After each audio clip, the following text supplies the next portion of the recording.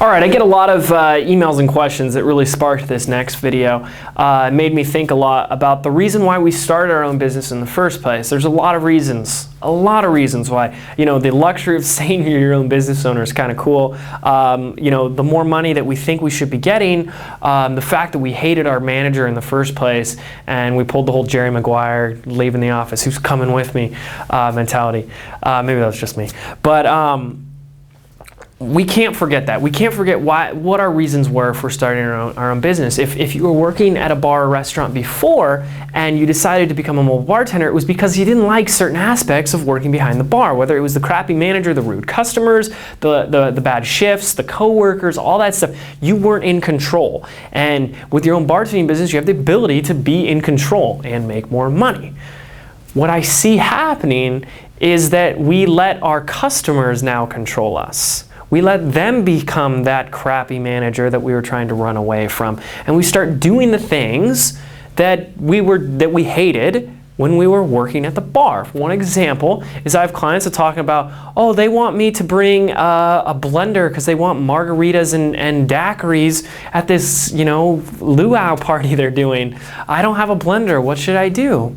Tell them you don't supply a blender. The thing is you need to make your own rules. You need to have your own boundaries because that's okay and that's expected. So for me, I remember when I first started out, I was that new guy that was willing to bend over backwards, and I think that's fine when you're just starting out, and say yes to everything.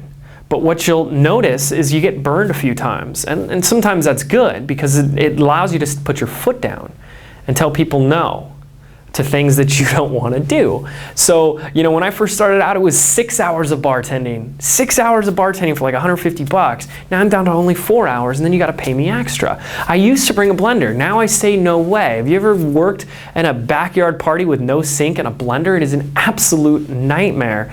And I say, no, we do not supply blenders. If you'd like us to make blended drinks, we'll need you to supply the blender, and you'll have to have a sink nearby. I created my own rules. It sounds like that's some policy can't come down from some corporate god.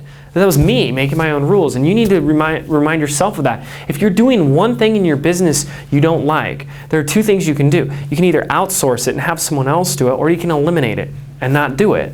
Or of course, get out of the business altogether. So this is just my little rant to remind you that you're in business for yourself for a reason, not to be an employee that pays yourself, but to have the freedom and the control and the liberty to do what you want and enjoy doing what you want.